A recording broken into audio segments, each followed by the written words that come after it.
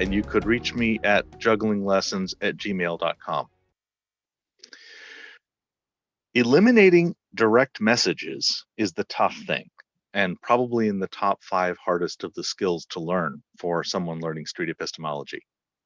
When starting out in SE, a big milestone is to be able to shoot all of your messengers for a whole conversation, anytime you consciously choose. The idea of shooting your messengers seems backwards, and I assume that was intentional on the part of Dr. Peter Boghossian, who coined the term. Usually we see shooting a messenger as a bad or unwise thing to do, and I think Peter was inverting the idea that shooting your own messengers is wise and good in the context of SE. And it feels so wrong at first. It feels so weird to suppress the feedback of telling people the things you know about the topic in which you're speaking. To be clear, what I think Peter means by shooting messengers is suppressing your own outgoing direct messages. And that has nothing to do with how you react to other people's messages. This is about your own communications going outwards. Let me define my terms. Direct messages are arguments from an alternate position or facts that you're bringing into the conversation. If the person making the claim doesn't bring something up, I won't either. If I am not the messenger of the data they want to reject or react to, our rapport won't suffer, and we can both stay in a collaborative examination compared to a competitive or debate mode, which often happens as soon as somebody brings up countering facts. It's a lot easier to stay on the same side if I'm not bringing up the opposition talking points. Rapport is critical to belief revision, I think. People rarely change their minds based on the opinions of opponents.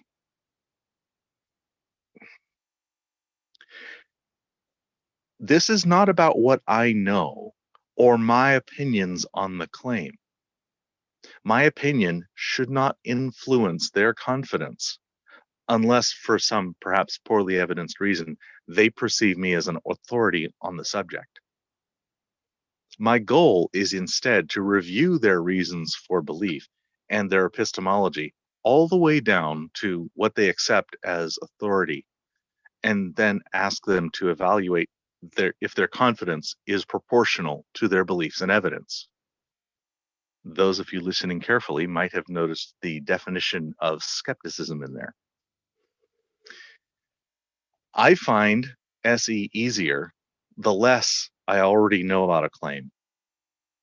If I don't know about a thing, I don't have as much bias, and it's easier to keep my opinions to myself, just focusing on why they believe a thing and how they process information that informs on that belief. I can ask hypotheticals, or I can ask them if they can imagine alternatives. This is all about avoiding debate and triggering defensiveness. People rarely react defensively to their own ideas. Street epistemology is plenty effective at stimulating introspection and confidence calibration with minimal or zero messaging. The basic SE practice of no direct messages at all is quite sufficiently effective. Ideally, it should not matter if the interview agrees with the claim or not. A good interview should put the claim to a similar depth of examination, no matter the biases that the questioner brings in. Now, I've talked for 2 minutes about what I want you to learn to not do, so let me get right to how to avoid doing a thing that comes so naturally. First, let people be wrong. I have been a lot wrong a lot of my life. And realistically, I expect I'm still a lot wrong about a lot of things that I haven't learned yet. We can talk about that later. I stayed wrong a lot longer because I could not tell the difference between someone offering quality teaching and someone trying to manipulate me against my interests. That's the baggage of growing up in a Protestant evangelical missionary school. My best teachers avoided my suspicion of manipulation by hearing me out and then showing me where to find my own answers so the conclusions would not be coming from them. Most of my teachers were not willing to make that extra effort, so it was a good thing I could learn independently from books. Second thing, learn to recognize the urge to show what you know. If that information would go against the claim, leave it out of the conversation. If that leaves you without anything to say, that's fine. Take a pause. Slowing down an exchange is good for introspection. So modeling that you are happy with stretches of silence invites people to stop talking in order to think something out. If the information you have is in favor of their claim, saying that information is fine for rapport and only costs neutrality. In my best SE with strangers, they can't tell where I stand on their claim until the end when I invite questions. So neutrality, that's one of those things where I can easily mess it up by agreeing, then silence. They know when that happened. They know when I'm starting to disagree. Some people are even concerned enough about somehow that lack of agreement that they'll notice it and that will bring up defense. So I can agree with minimal encouragement, like go ons and I understands. And what I'm hearing is things like that. Those minimal encouragers don't say whether or not I agree, only whether or not you manage to communicate. They manage to communicate their reasons, their claims, whatever it was they were saying. Fourth, learning enough options for questions that if stumped for anything to say, I'm reading this funny. Fourth is learning enough options for questions that if I'm stumped for anything to say that would not generate defense, I have a next obvious step. For me, these next obvious steps are usually fall into the category of asking a related hypothetical or focusing back on their claim. If I'm not sure what to ask, I do at least have a flow chart of the next step that I can take, so I'm not stuck. Because oftentimes when you chop off your own direct messages, 2 or 3 or 4 of them, my brain stops giving me new suggestions after I tell it no enough times. And that's okay, because if you have at least a format to fall back on, you don't get stuck with, I can't think of what to say right now. The urge to express a position is very, very strong, especially in people who are skilled in debate. So if you're really good at debate, this will be harder for you. Even harder, the better you are at it. My favorite practice for blunting that urge is to role play with someone arguing for a claim they do not hold. In our practice, we call that steel manning. If you don't think the claimant actually believes a thing, it's way easier not to correct them. Later, we practice a potential steel man where we just don't know. Usually in SE practices, a claimant will usually tell after they were steel manning, and not always. That is optional, and we just make it known that steel manning a claim without notice is welcome. Eventually, I find it easy to use the same mode with strangers, where I think it's much more likely than not that they believe the claim they're bringing. I bet it helps also when I have an audience, because I want to succeed in their eyes. in not direct messaging and not losing my cool and all the other ways in which I might embarrass myself. So a camera pointed at me, I'm on a live stream, people are paying attention. Oh, it's a lot easier just to keep my patience. If I'm not sure what to say, I can be quiet. It's okay. I can do that. I think anytime I change my mind about anything strongly held or relating to my identity, there's a significant emotional stress. I'm asking someone to take that risk with me, in that in an honest SE conversation, we should both be willing to adjust our confidence. I have to be willing and ready to stay cordial and polite, even if I'm having big internal turmoil, and maybe in that moment, some part of me wishes a tree would fall on the person in front of me. If I am really emotionally moved, I always have the option of politely leaving, saying something like, I'm experiencing a lot of emotion right now. I'm going to leave or end the conversation now. I hope to meet up with you again when my internal state is better. SE is a very opt-in kind of thing. If they do that, that's okay. That's never punished. You have the option yourself of backing out before you lose your shit. Never lash out or attack. That would permanently impair SE for you and for them. This control comes with practice.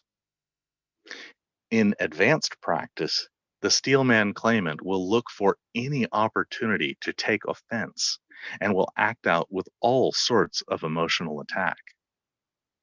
The interviewer has a very simple task then. Just de-escalate and conclude the SE, and perhaps depart the conversation, or if practical, shift to deep listening or allowing the claimant to vent. An interviewer can gain a lot of street cred by just patiently listening without counterattack. No cleverness required. There is no substitute for practice with feedback. I get that a lot in practice sessions on the Street Epistemology Discord. I do 3 different events each weekend for different time zones, 2 to 3 hours long each, where we prioritize feedback to the questioner role between conversations. They know if you are direct messaging and how much and how often, and the claimant is usually willing to give feedback on how much it affected rapport. The audience in these practice sessions are both very smart and strangely kind. That was the tough. Now for the tricky bit. The really tricky skill is carefully breaking this rule once we have mastered it. I talked about the toughest part, avoiding direct messaging. Now we'll talk about the advanced, tricky exception to the rule. The advanced skill is selectively allowing one or a very few direct messages when that is better for spotlighting an epistemology worth introspecting. Direct messages risk rapport. If I offer information that should maybe shift their confidence and they are not willing, that will trigger defense and avoid cognitive dissonance. And to avoid, I'm saying that funny, it's going to trigger defense because it will generate cognitive dissonance if they don't defend against it. That's what I mean to say. If the message is directly requested, that risk is mitigated. If someone asks me my opinion on their claim, I might ask them to delay. Let's finish talking about your thing, and then I'll ask you can ask me any questions you like. Or I might just state my position clearly, neutrally, and as non-blamey as I can, with the intention of getting right back to their claim. Sometimes my desire to delay would actually derail the conversation. That for some people, their curiosity becomes very strong, and they will be distracted by not knowing. So, okay, here you are. And that, of course, has the risk that they will choose that I am exactly the opponent that they have to bash on now. And okay, bash away. I usually reserve this single direct message for when the claimant responds with a platitude or a fallacy or a change of subject when we're doing a question deep in their epistemology. and then they are satisfied with that. Now, if somebody just in their ordinary process is meandering around and they're not satisfied, that's fine. People misspeak, people go all over the place.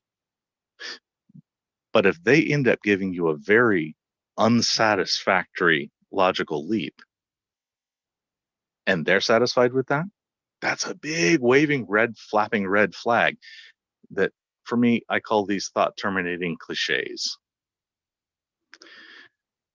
Now, please don't take this advice saying juggling lessons said I should go directly message if they say a thought terminating cliche. That's very much not what I mean. I mean kind of like the obverse.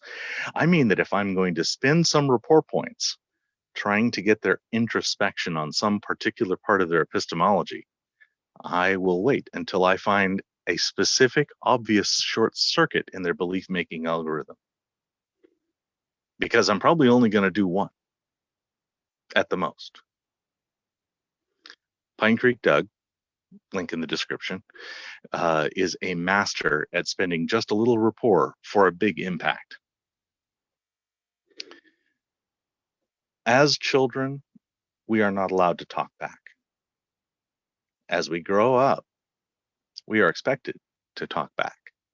How much we do and can talk back in the adult language we use is a big, big measure of maturity.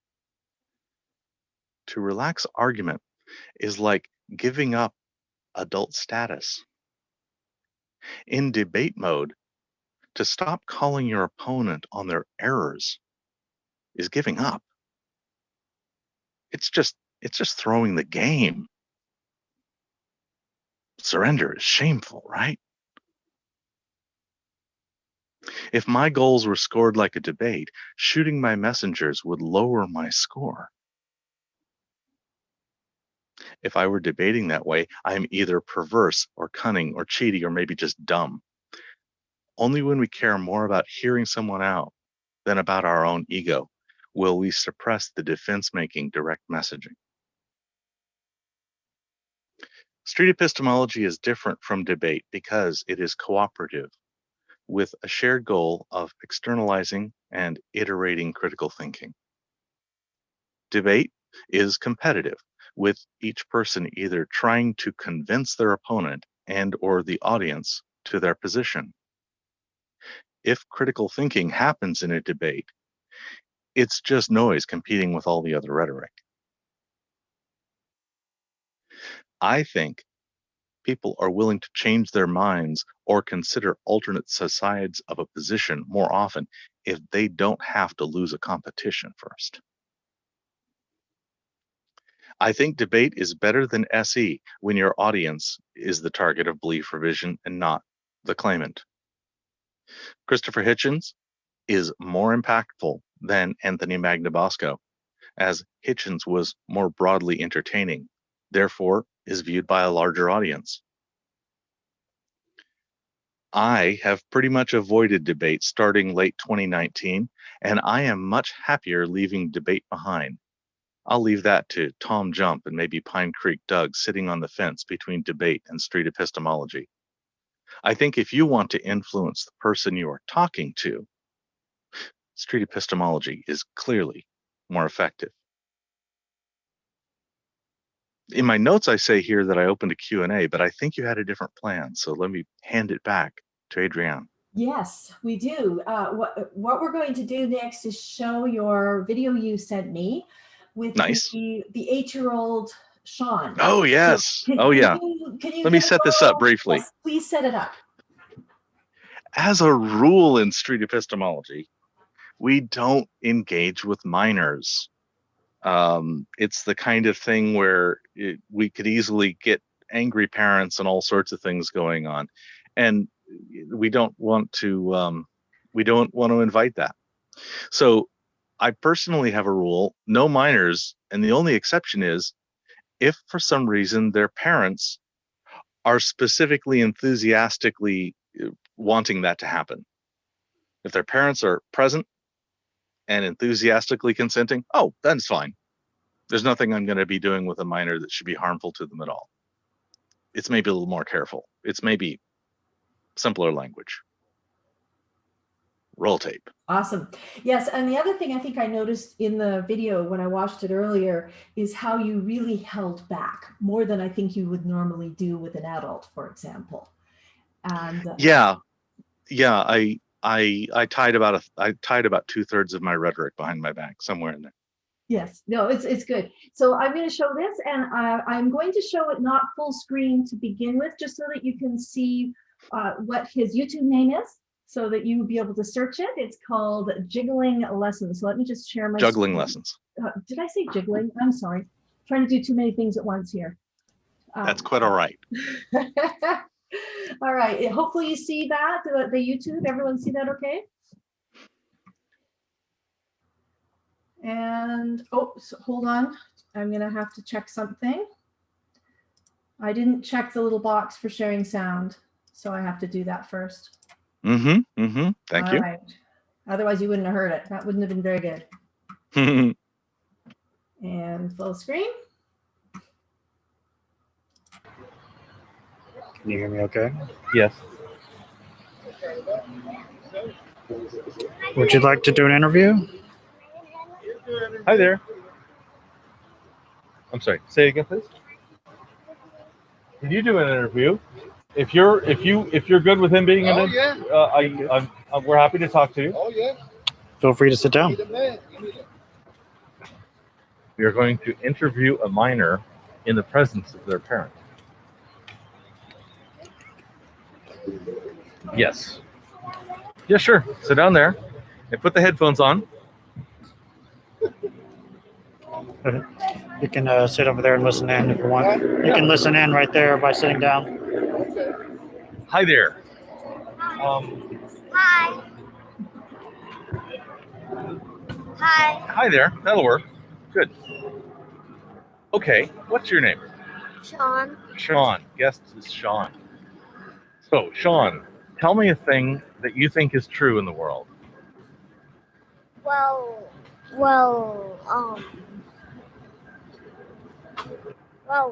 God. Okay. God is true in the world. Tell me, what does God mean to you? How would you describe God? Everything. God is everything. Okay. And how did you learn that God was everything? Well, he sacrificed his life to live for for all of us to live. Okay. And he was really one true thing for me. Okay. Am I correct that Jesus is another name for God? Is Jesus who we're talking about? My dad told me that's his son, or Is Jesus the one that died? yeah. Yeah. Okay. And so are Jesus and God connected together? Father and Son? Oh, I don't know. Okay. That's his answer. Yeah, we hear you just fine through your mask. No problem. Oh, you don't have to take the mask. You don't have to take the mask off. Okay. We hear you. Okay. It's a really good microphone. You can hear you so good. Okay, so let's see. So you said that your dad told you. Is this your dad? Okay, so when your dad tells you things, is he correct? Well, always, yeah. He's always correct. Uh-huh. Hey, Dad, are you always correct? No, I'm not always. You're not always correct. Okay. And when I've corrected him, I am. Yeah. Okay. So I think it's a good thing to believe your parents are always correct, especially when he says he's not always correct. So there might be some things in which your dad's got something wrong about, like especially if you ask him what he had for breakfast a year ago today. Oh. He's probably not right about that. He's probably just gonna guess. Cool. Okay, so let's see.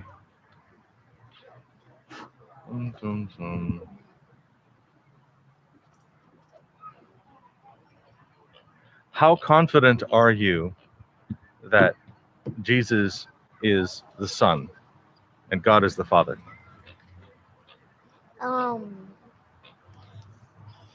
45%. You're 45% confident that Jesus is the Son and God is the Father.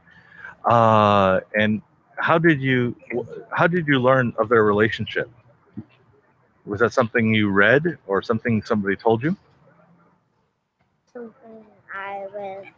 Something you read. Because like I was reading with my dad, like a book about Jesus. Okay, it was a book about Jesus. Was it the Bible, or was it a book about the Bible? A book about the Bible. A book about the Bible. Okay. Wait, I forgot. It was like a paper, but like about the Bible. Okay. What did that paper? What was the paper talking about mostly?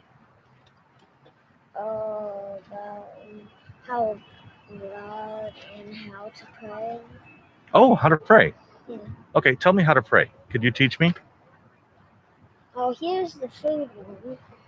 God is good. God is good. Thank you for my food. Amen. Okay, so that's a blessing over food before you eat. Okay. I learned that prayer. Baruch atah Adonai Eloheinu melech haolam. And then, depending on which kind of food it is, there's more to it. Yeah. But that's the Jewish prayer. Like English though. Right. Well, that one's in the Hebrew, like the original language is the Old Testament part. Yep.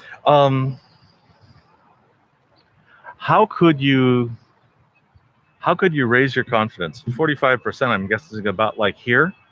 How could you learn? What could you learn that would make you more sure that Jesus is the Son and God is the Father?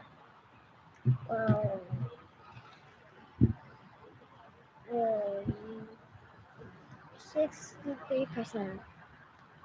Oh no, that's just a new number, right? I'm looking for, if you heard a story about Jesus being the Son, would that help improve your confidence? Would that make you higher? Yeah. Yeah, okay, good. Is there anything that could make you less sure?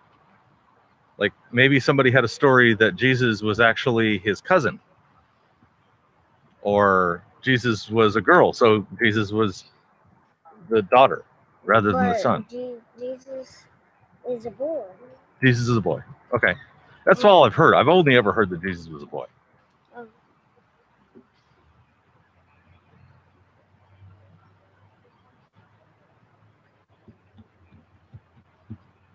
Don't know.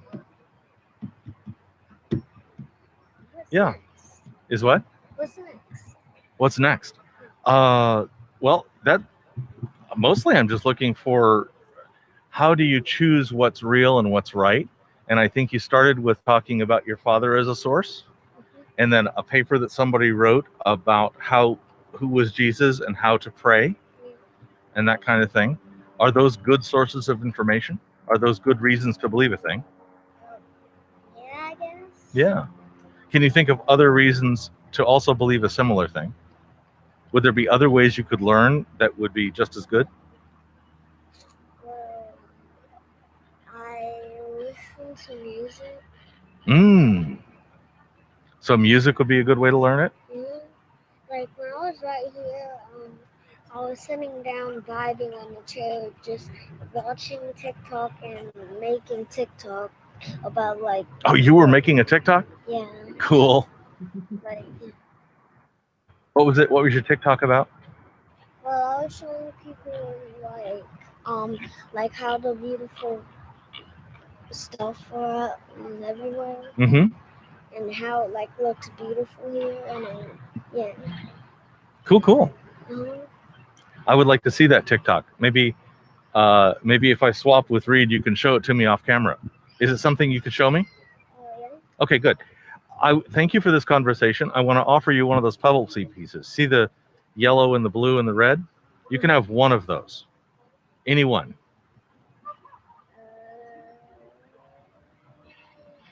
Blue. Taking the blue. All right, good. How do you spell your name? Shawn. Shawn? Thank you. Cool. Thank you very much. I'm going to step up over here where you can show me your TikTok. Is that good? All right.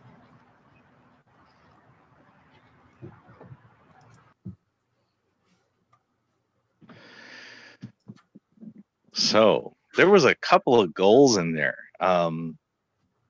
My goal in SE was achieved at about halfway through. When he said, what is your confidence on the relationship of God versus the Son of the Father? And he says 45%. All right. Well, one of my goals is to have him evaluate his confidence relative to his reasons that he's given. And that aporia was successful. And nothing more needed to necessarily be done. By that point, it's all there. Now, I specifically talked about the relationship between the Father and the Son because it was not theologically important, probably. At least I hope so. And I figured that would have the minimum kind of impact. And I wasn't bringing in any information he hadn't already brought in. He described that relationship. So all I did was say, all right, so could this relationship be different? Very minimal, kid glovey kind of situation. Most of our SEs go longer than that.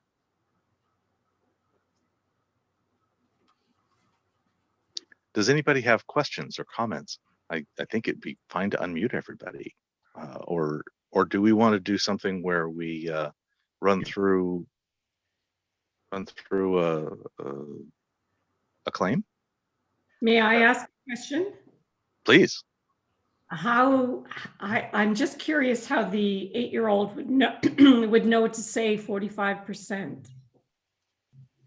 I didn't understand how that came about. 45% seemed like something he was fed, or maybe he had watched the prior thing and saw somebody bringing up a percent. But where did you get 45%? That was odd. And when the scale comes up, I am completely unconcerned with the calibration of the scale or any exact numbers. The only thing I'm trying to discern at the beginning is, are they stuck at an extreme, or are they in a movable state? And then can I detect emotion? So I don't need a number. If somebody says, I'm confident, and then they go, well, now I'm very confident. There, that's a shift. Mm-hmm. Thank you. You spoke really well. I taught early childhood music, and you had lots of patience and lots of space to let him speak. So that was good. Good. Thank you. Yeah, I thought he was very cute, and I thought it was a very nice and gentle interview. And I think that's what Street Epistemology is supposed to be, correct? Is it supposed to be something that is gentle? And yeah. And yeah. In that regard, I'm very much in the read nice wonder, the cordial curiosity school of SE, and not very much toward the Pine Creek school, which is quite a bit more pointed and impatient, perhaps. And where does Anthony Magnabosco fall in that scale? I think Anthony is he is more time conscious. Anthony is more concerned about getting within a particular time window. Efficiency of time spent is part of his goal set. I think he also has a particular enjoyment for theological questions. So there's a little bias there. Mm-hmm. Also, Anthony does it standing. And I think there's a difference of, I'm not sure, I don't want to call it tone. That's just too vague. There's a difference of intensity if you're standing talking to somebody versus when you're sitting talking to somebody. I think sitting encourages longer stretch. That makes sense. Yes. I have to say that Anthony is anal about time. So Monday's presentation to RFR was the first time in 40, I think there's been 40 since we started this, weekly things, that someone put a slide in the front saying how much time he was going to take with each of his topics. And then he had a stopwatch, which he used every single time. Wow. Yes. He's awesome about that. And I really appreciate operating with Anthony because he gives me good time discipline. He managed people. Somebody else was saying, I mentioned pausing. I can't see that earlier. And that some people will fill in a pause with nervous information. And if only one side of the conversation is doing that, that doesn't break anything. Mm-hmm. If I end up, because I pause, giving room for the other person to get chatty, that's great. Well, and I don't see, oh yeah, the discussing pausing. Sometimes when you pause, it makes it, yeah, that's right. Yeah, excellent. I don't see any other questions. Does anybody else have another question? Oh, John Lee? Sorry, I forgot we were supposed to type. That's okay. It's working out fine if it's one person at a time. Either way. Yeah, it works fine. You can also raise your hand. Sorry, John. No, that's okay. I was just curious about, you said that your goal had been reached. Do you have a goal sort of before you go in? Or do yes. you wait? Yeah. And is it always the same? I have a yes, I have a series of fixed ordinary goals. The first is to end the conversation with positive rapport, which is to say that they would be interested in having another conversation. They would be interested in doing this again. That's a goal, because if I don't have at least that much rapport at the end, I don't think I'm going to be effective in having them calibrate their confidence. Nobody's willing to change their minds with somebody that they're not interested in having a conversation with. So that's the first one. And if I fail that one, the conversation just failed. That's it. I don't get any bonus points if I don't end on positive rapport. Now, there's different things that I can consider for myself in terms of bonus points. One is I observed aporia, which is to say there was a pause where somebody thought something out and came up with an answer. So stop to critically consider something, meaning they're moving into that type 2 kind of thinking that we do our taxes with, as opposed to the type 1 thinking where we just remember the color of the zebra. I think that matters quite a bit. Another goal that is a positive goal for me would be they express a shift in confidence. By the way, I'm unconcerned with whether that shift is up or down. That doesn't matter to me at all. And it's about equal. Very often people, when they review their reasons, will recognize that they have been over or underconfident given the reasons they can elucidate. Another goal or bonus points can be awarded if in the process they redefine their claim to something new. That's equivalent to a shift of confidence. So those are all things that indicate to me the results of critical thinking. Those are flags that critical thinking occurred. And so the overall goal is to encourage critical thinking and hopefully see some examples of it. So to add on to that, you talked about how you want to end the conversation in a positive note. How many times have you found that just didn't happen? Or has it happened? Has it never happened? Have you been really successful? My failure rate is 1 to 2%. It's very good. And I am actually working toward increasing that closer to 5. Oh. Because if I am better than 1 in 20, I'm probably not taking enough risks. Right. Interesting. So there's another one from Lois Edwards. Tuning for 2 sigma. There's another one from Lois Edwards where she asks, how often do you hear from somebody who has made a significant change in their position, say later on or even within the conversation? Within a conversation, it's a third of the time, maybe less. It's still pretty good. Between conversations. No, by the way, I'm counting any shift. Okay. I'm not saying, wow, they just turned atheist, or wow, they've given up crystals and woo, or no, I don't mean that. I mean that they had any relevant shift at all. A detectable shift is all I'm looking for there. Between conversations, of course, there's a huge selection bias because I get to have repeat conversations with fewer than 10% of people, except, for example, on the Discord. On the Discord where we do practice, oh no, on average, I've had 5 conversations with any one person. So that's huge. But also people that are coming into street epistemology usually start sort of advanced on the willing to change their mind scale. There's a lot of a bias toward critical thinking there. So getting them to change their mind is real easy. Oh, yeah, I thought this was the case. You showed me some evidence. Thanks. Okay, moving on. No stress. So you can easily get a change of mind in their case because they're very open to evidence and for the most part can agree upon epistemologies and sources. So that's outside of that category when I'm out dealing with the public, when I'm dealing with people I haven't met, and then I get a chance to do a revisit. More than half the time, they will have shifted between the first and the second. More than half the time. And of course, that's a huge selection bias. So I don't know what, I don't have an opinion as to how effective it is between for those which I haven't gotten repeat on.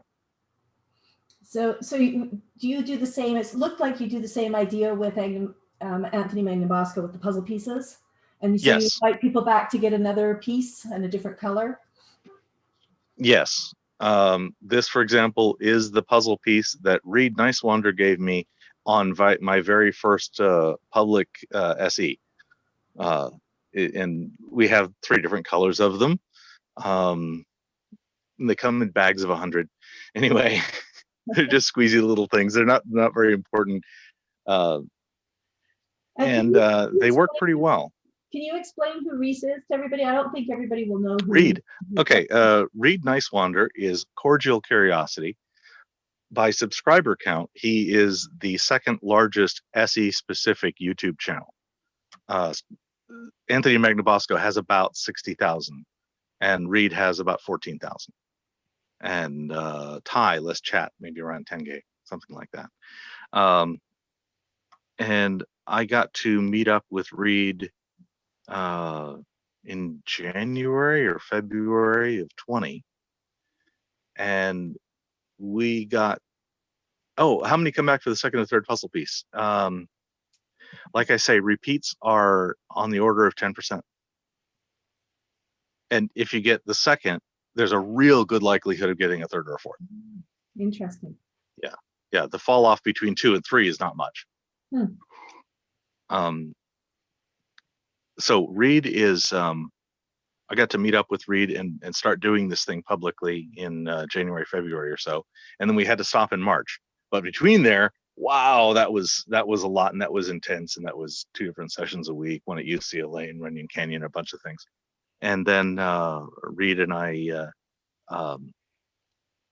kept working together in an online capacity during the break. And then when things got, when things we thought were good enough at the end of September, we went out, and that worked until the middle of November, and things were not so good anymore, so stopped. We did do a bunch of things, like, for example, we swapped out tables for one that was twice as long so that we could get a full 2 meters between people, and those kinds of things. So there was a lot of setup shift that happened during that time. Reed is his channel, Cordial Curiosity, I think is a play on his name, Nicewander. Cordial Curiosity, Nicewander. People don't usually get that. And he is on one very end of the scale on people who can be calm and even-tempered. He's like, you can find his face next to that in the dictionary. He's quite amazing, and he's also I'm personally very fond of him. At this point, I'm kind of his sidekick when we're out in public. Right. So another question from Helen is, what was your favorite conversation and your worst? She says totally shit conversation. Okay, totally shit conversation. Let me do that one first. It's easier to figure out. I had a fellow come up with Spidey. This would be under Echo Park. Look for something in Spidey, but and I'm not suggesting that you play it. It's a good half hour long, where somebody came in and their claim was, I think, about sexual morality, and something about the only good sex is like monogamous heterosexual sex kind of thing, something like that. I forget exactly. And we went through the process, and as I went through the definition, I spilled out some direct messaging, not really intending so, that what if you have a long-term committed healthy relationship that is not two but is more than two? And it blew his little mind, and that was too much direct messaging, at which point he got so distracted as to go start playing with somebody's toy truck who'd walked past. That was an example of one of those lost rapport. I mean, totally lost focus. I blew his little mind, and that wasn't the thing. And part of that is it's a bit too much self-disclosure. I have 2 wives and a husband, and that puts me in the self-disclosure camp of the dividing line between what he was saying and what he was meaning. So anyway. If you care about that, you can go look at Echo Park Something Spidey, and you can see me clearly fail on the direct messaging front and blow rapport right out of the water. Just gone. Best. Best, yes.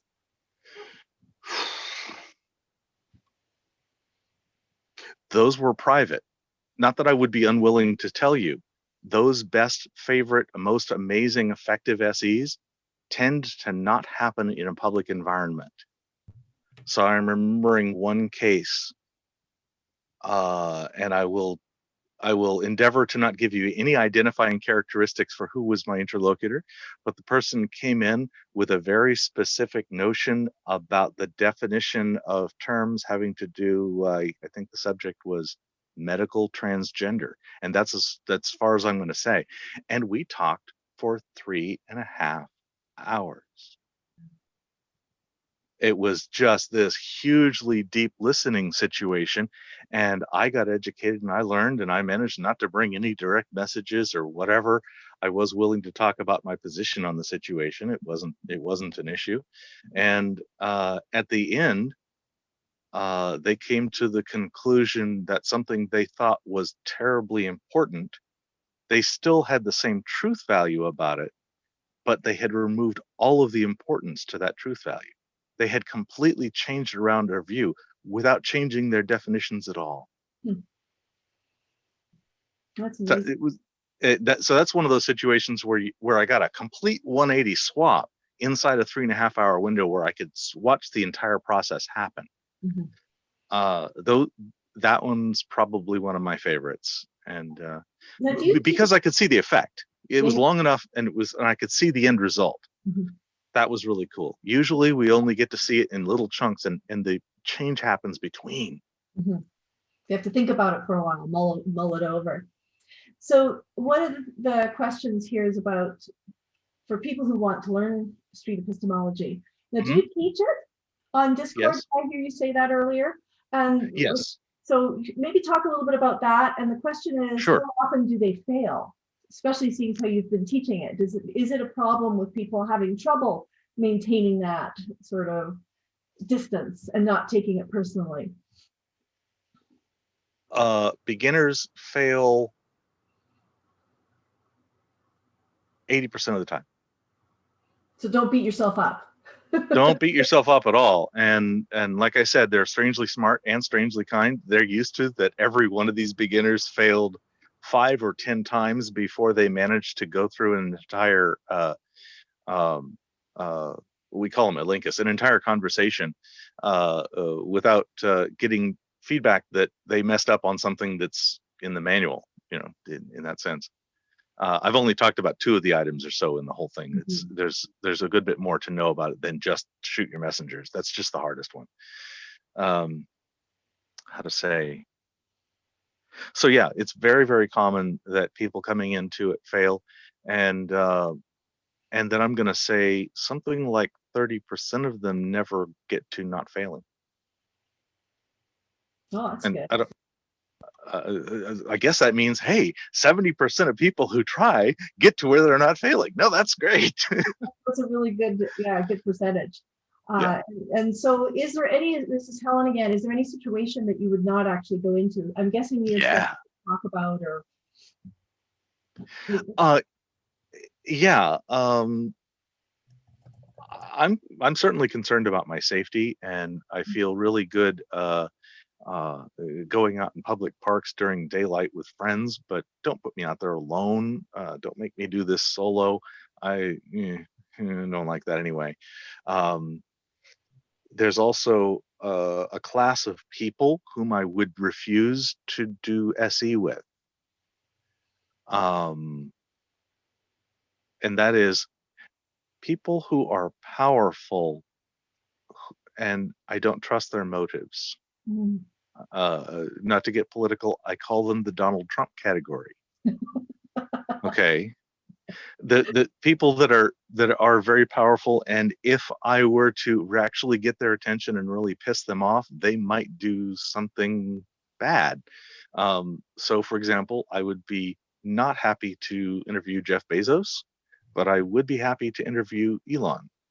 That's kind of where my line goes, because I have enough trust that Elon wouldn't take it personally and wouldn't target me. I don't know the other ones, and they're too powerful for me. I'm not sure where Bill Gates is. I don't know where that would be. So it's very powerful people who might hold a grudge. Right. Yeah. And this is from Grant. It says, can you categorize what street epistemology works better on? Like, for example, values versus, say, political ideological issues, or say philosophical versus behavioral aspects, or can these even be, can they be well slotted? Yeah. What is more likely to be successful? Yeah, there seems to be several different categories. One would be religious beliefs, and then there's an overlapping set where the issue is moral values.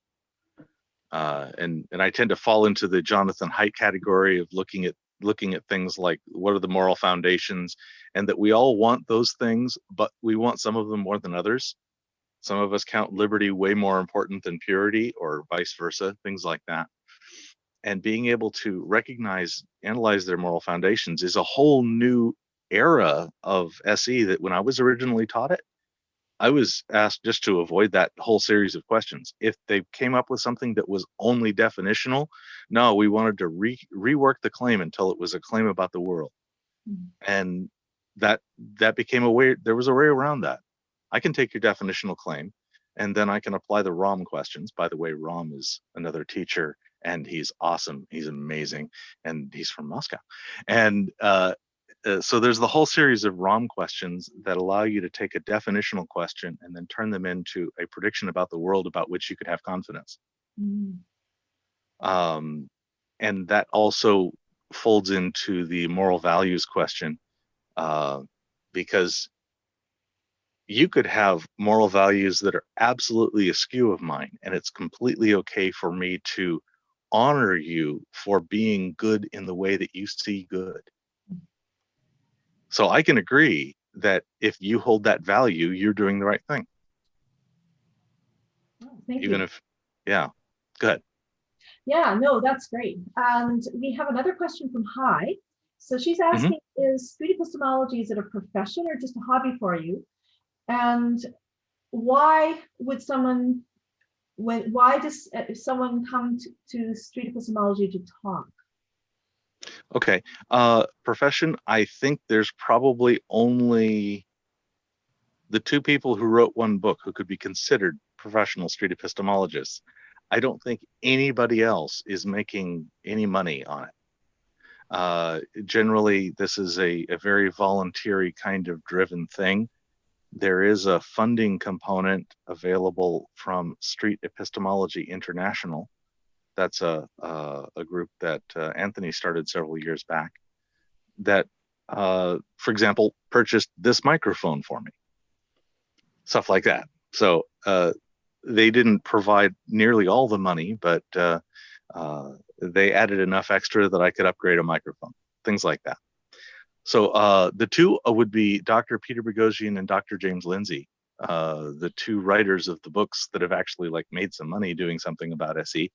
And it's not that the others couldn't, it's just that we haven't tried. There hasn't been a desire to monetize this thing. Currently, I'm working with Anthony and Reed and Rom, and about 6 other very skilled people on the project of creating a course on the subject.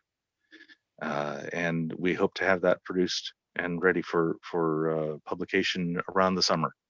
And that won't be monetized. That's actually being supported. Nobody's getting paid, but we have expenses like hosting services and there's lots of little tech services, things that need to be paid for, and that's all being paid for by Street Epistemology International. Oh, excellent, thank you. Any other questions? Oh, here comes one. Can you discuss a bit more for the difference of sitting and standing as to how possible? I don't have experience with the standing. My SE comes in the 2 forms of on video like this or sitting at a table. And I have never done a setup that has the standing thing. So my insight to this is I just ask Anthony and he describes the difference because he's done both and he prefers standing. Interesting, because the other fellow that you mentioned earlier. Reed Nice Wonder? Yes, he also. Yes. So yes. Sorry, go ahead. That's where I started. I started working with Reed and using his setup. And so when I created my own setup, because Reed was in Florida and I was able to do a month or so without him, I ended up purchasing my own setup and just duplicating what he had. He also let me borrow all of his equipment that was still in California. So this is one of those momentum things. I haven't done the different thing because I got started this way and haven't decided to shift. Yes, yeah. And what made you decide to start this? What you said you changed from debate to debate style. What made you decide to switch into this mode? To switch into this mode, okay, that was a long thing running. Back in maybe 14, I became aware of Boghossian's first book, A Manual for Creating Atheists, which is quite the naughty title. Around the same time, found Anthony's first videos. And Boghossian made no impact on me at all. I thought, wow, this is neat and theoretical and pointless, and I can't believe it could work and everything else. And then Anthony demonstrated and went, oh, now I understand. I want to do that. And mostly I was an observer for several years, and then started learning Reed's style and Ty's style. That's Dr. Tyrone Wells of Let's Chat, and working with that. And then so in 18, I really started taking it on. In 19, I was trying to put it into my own, take what I had learned from them and put it into my own practice. And I made lots of errors and I made lots of advantages. And then when I actually, at the beginning of 20, got FaceTime with Reed, and he taught me a few things that I had gotten completely wrong, and really, really slingshot me into a different mode. That's when it really hit for me. Okay, and the next one is from it's from Jana Lee, I think. Why do you do street epistemology? Is your goal to increase critical thinking or to encourage people towards atheism? I think atheism is a side effect of critical thinking, and we do have an important minority on the Street Epistemology Discord of theists. While it's probably 90% atheist, it's very welcoming and open to theists. And so we have some people that have learned Street Epistemology, like Luke, who's a very committed Catholic and has learned Street Epistemology and is fantastic in our practices and has a list of 30 claims he's willing to talk about and let you practice on. And so we've got some of those people really fantastic. And it's, strangely enough, in my mind, they're not moved. They're just like still in their.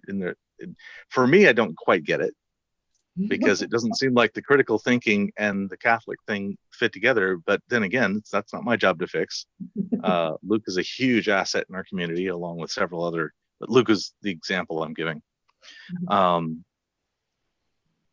So my goal is to improve critical thinking, and that is an instrumental goal toward reducing polarization, toward improving our ability to communicate across tribal boundaries. Because right now I see that as a really dangerous thing. I'm in America and I'm scared. Well, and just to go back a little bit to some of the critical thinking, etc., versus atheism, I think we talked earlier how Anthony Magnabosco's site has a lot of religion where he talks to people about their religion, whereas you don't have as many. Yeah, he prefers that. Yeah, and but in California, you find that your population is not necessarily a lot of religion. There's other things like before crystals and things like that. Yeah, if I were to say, depending on how I define it, if I were to throw into the theist bucket also New Age, my fraction goes right up to where Anthony's is, at about 70%. If I were to include all the theists and all of the woo and all of the New Age spiritualism, yeah, and should I include QAnon in there? Is QAnon a religion or not? Stuff like that. That was one of those, somebody was asking what is it effective on and what is it not effective on, and my answer is QAnon is the toughest nut today, and probably fundamentalist theist is the next toughest nut. QAnon is worse. Now, QAnon and fundamentalist theist are often found in the same person, so it's a little hard to say that. Okay, so from Helen, it says, since James Lindsay and Peter are in Street Epistemology, can you speak to their influence comparatives with their engaging in cynical theories with Helen Huckrose? The studies they were producing. Oh, they've been so naughty. Yeah, okay, you can talk to Glenn. Oh, sure. Yes. Peter Boghossian is the hell of a provocateur, and James Lindsay is even worse at poking the bear. And they took off on a project, and Peter told Anthony not about the project because it was very, very secret, but he simply told Anthony, I'm going to back well away from Street Epistemology and disassociate myself with it. Not that I'm wanting to dishonor it at all. I want it to continue on its own without me, because I might be doing something that would bring disrepute to it, and so on. So Anthony found out about that about 2 years before anybody else found out about the actual reason why that would matter. And clearly, just to tell people what this was, is they created a series of hoax papers. I think something like on the 20-something number of hoax papers, and managed to get something like 7 of them published, and there was 4 more in the hopper when they finally got caught out. And I think they demonstrated a huge corruption fail in the peer review system of gender studies and critical theory studies. And you can read it and make up your own mind. And it doesn't have much of anything to do with street epistemology. It very much relates, because it's Peter Boghossian's books are in some regards considered like the Old and the New Testaments of street epistemology. Right. Now, that's very tongue-in-cheek. I don't think any of us agree with everything that's in the book. There's no infallibility going on here at all. We are so working on fixing some of the fails, and there's a huge shift over the 6 years between the books. In the original 2013 book, Peter was insisting on the definition of faith being something that you pretend to believe. I mean, it was so pushy and not right. And in the current iteration, if somebody uses a definition for a word, you just take their definition, whatever word, doesn't matter. Go ahead, take their definition. Things like that. Oh, thank you. And the next one is from Grant. And Grant, I'm going to ask you to unmute yourself if you can, because I don't think I'm going to be able to pronounce that word properly, and I'll just confuse Dali. Elinkus? Oh, thank you. Dali, you did it. Thank you. So what did it? Okay, lend a word of Linkus, basically. Elinkus, yeah. Debate, but more friendly. When would it work best for those who can't see the chat? Okay. So Elinkus is something left over from our Socratic dialogue thing, which refers to the very specific, almost formal set of when one person is asking all the questions and the other person is answering them, and there's no interruption from anybody else. And that's called an Elinkus. And we use that term inside the SE community, but I think maybe we need to get rid of some of the baggage jargon. I don't think it's serving us nearly as much. So it's an SE conversation that's specifically a one-sided Q&A. When is the Elinkus better? I think SE is better when you're trying to, interlocutor is also a term we use for the person who's making the claim. Right now, I'm trying to use the term claimant and interviewer, things like that, just so I'm using less jargon. Mm-hmm. And that's part of that. I'm working on the course development process, and we're actively working on eliminating any jargon we can.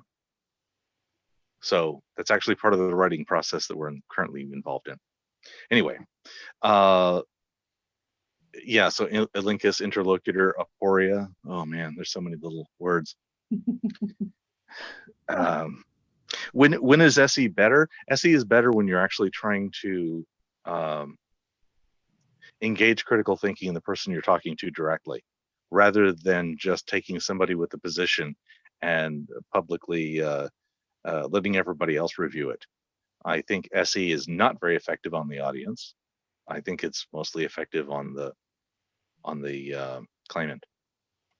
And it is also effective on the SE, or the interviewer also is easily going to have a confidence shift. Now, like I said, the confidence shift is 30% or so during the conversation with the claimant, and it's maybe 10% on the side of the interviewer. So it's not as common, but it's common enough that it's not surprising when that happens. So it's actually a really good two-way learning in many cases. It is, but it's two-way learning from one person's perspective at a time. Yeah.